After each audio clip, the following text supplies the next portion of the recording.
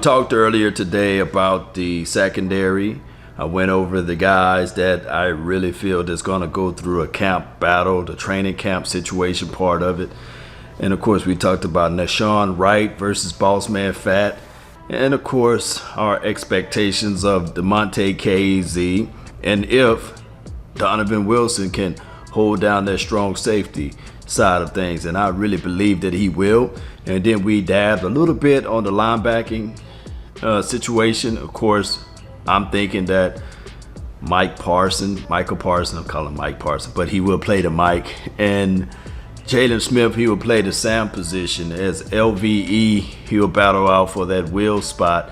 And of course, Jabril Cox is nobody that needs that. And let's not forget about Keon O'Neal, who is, I believe, Dan Quinn pet cat over there. So he knows the defense. He understands the philosophy of it. Think about this, Cowboy Nation, being a safety in the Atlanta Falcons defense. 9 times out of 10, he probably had the green dot on his helmet, and he probably called out the defense for the Atlanta Falcons. So I'm quite sure over here in Dallas, he would know the same plays or what have you. Just the bottom line. The defensive front primarily consists of the front four.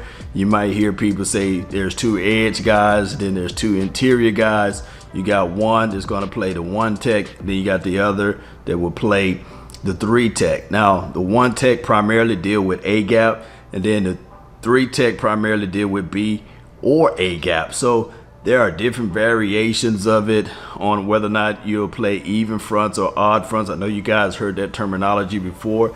They did a mixture of that last season. Even fronts would be the front 4. Odd fronts would be just 3 down linemen. And I heard that you might have a situation where you have positional flex, whereas you use Randy Gregory as one of your linebackers and you take off one of the other defensive lineman guys. So there are variations of this particular defense, but let's just talk about the base part of it. I believe, of course, your defensive edge guy, your starting guy will be, of course, Randy Gregory and DeMarcus Lawrence. Those are your 2 bookends. Now, the other guy that will start, in my opinion, will be Brent Urban.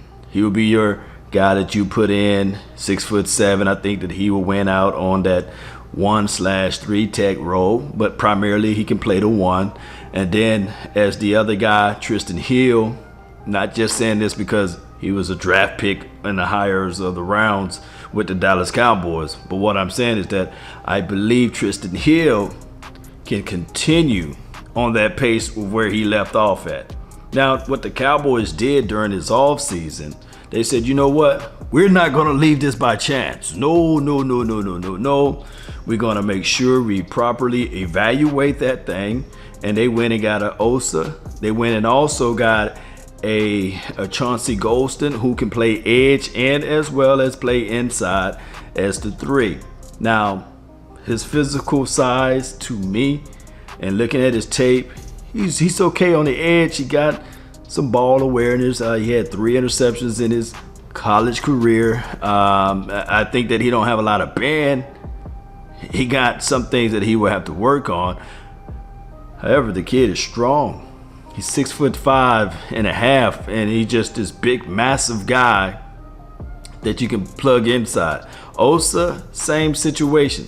Quick burst, quick get off. But there will be some growing pains with these rookies. I don't think that day one that these guys as the 3 tech would just come out with the chest out saying that, hey, we beat out Navell Gallimore. We beat out, Tristan Hill. There will be some development type of situation, maybe a rotational piece. But training camp, we looking for that battle of Austin Faoliu. He's a Polynesian guy from Oregon, pretty good. Raw in a lot of ways, but I think that he plays with a good motor. He just needs some good coaching behind him. And guess what? We got the best coach out there by the name of Dan Quinn.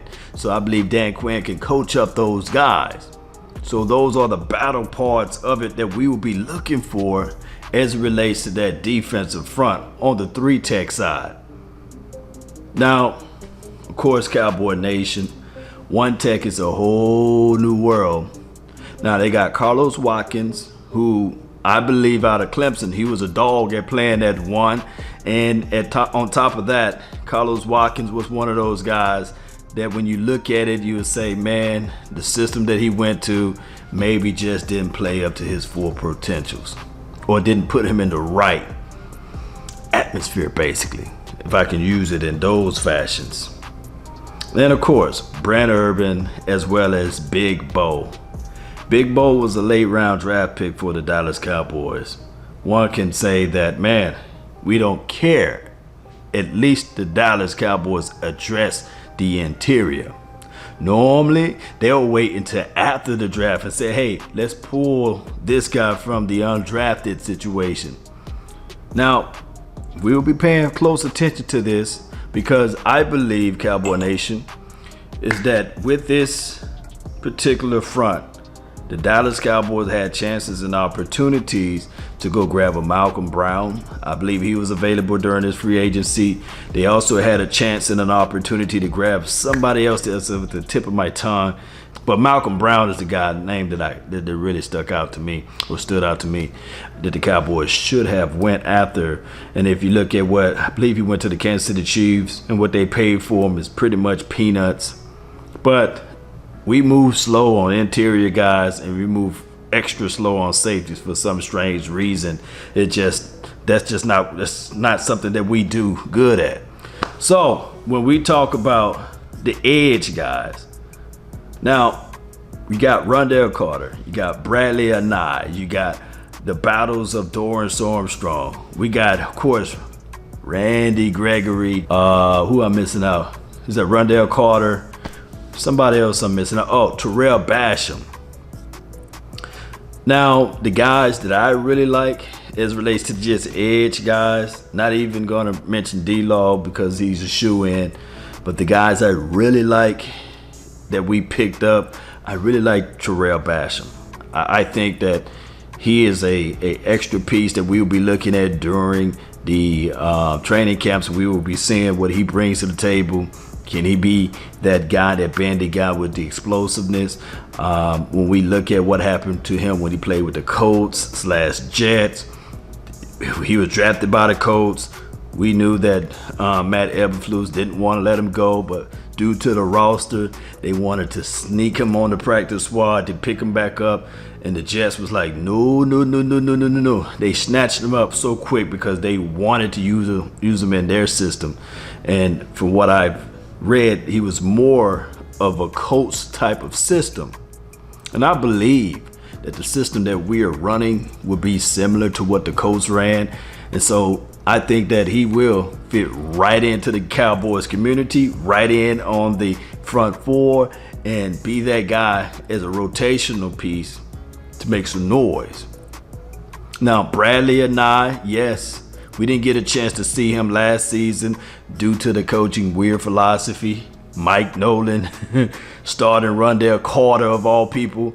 They said, now this is my thoughts on this, and this is what I've heard. They said that they started Rondell Carter over Bradley Anae because he had positional flex to kick back inside in a pinch if you need him to stand up, and then if you need him to get down and put his hands in the dirt and play that three, then guess what? They had that with Rondell Carter opposed to Bradley Anae. He's a pure edge guy with short arms. So sometimes when you are put into a box, that's all they see you as. But I believe he plays with a great burst, a great deed of hand technique, and he's quick. So this front four, what the Cowboys did opposed to what they previously did in the previous years, I just look at it differently because, for one, regardless of how you look at it, Brent Urban is a big, tall, physical guy who plays through the echoes of the world. So Brent Urban against the run, way ahead of our number 99 from last season. Oh, Antoine Woods, he's way ahead of him. And I'm not throwing any salt or dirt at Antoine Woods. May he have a wonderful career over there in Colts land. So I just look at it like this. You got Randy Gregory, who don't have to worry about the NFL looming suspension hanging over his head.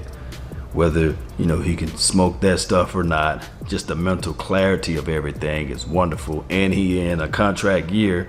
And you got D-Law, who's in a prove-it year, right? Because everybody doubting him and everybody got their mission to sully and denigrate him, saying, hey, he's average at best, which as a pass rush, if you want to say that to him because of his results on the field, then hey, only he can change that, right? So you got to get out there and make it happen. Excellent against the run. Low pad levels, good hand fighting technique, and he holds his containment on his side of the field pretty well. Now, as far as the other guys, Big Bo will be really looking at his skill set, seeing if he can just hold down the fort. Because with your front four, if you have a good front four that can stop the run, or they can clog the middle, the A gap or the B, man, your linebackers eat. Newsflash, your linebackers fly to the ball, they can punch, they can start doing those things to get the ball back to the offense. And then with a good defensive front, guess what? Your secondary plays better. Safeties as well as your cornerbacks. So I'm just looking at it like this. The biggest battle that we will be looking at will be Bradley Anae versus Terrell Basham. The Brent Urban versus Big Bo, as well as Justin Hamilton. He's out there still on the team. So those boys will be battling. I'm looking at it like, and then Carlos Watkins. I'm looking at it like this. Brent Urban, Carlos Watkins, and then Bo. Maybe the odd man out will be my dog from Natchez, Mississippi, Justin Hamilton. That's just how it goes. There's casualties in war. Now, as far as the three techs, Tristan Hill, Navarre Gallimore, Osa. Ghostin, I'm thinking that they would look at it like this. Hey, Ghostin, we gonna keep you. And Rondell Carter may be the guy that's on the outside looking in. Now, as far as Dorrance Armstrong, he is that big old questioning mark, the last to be on this defensive front. I don't know. It's up to Jerry Wayne Jones. He loves some Dorrance Armstrong.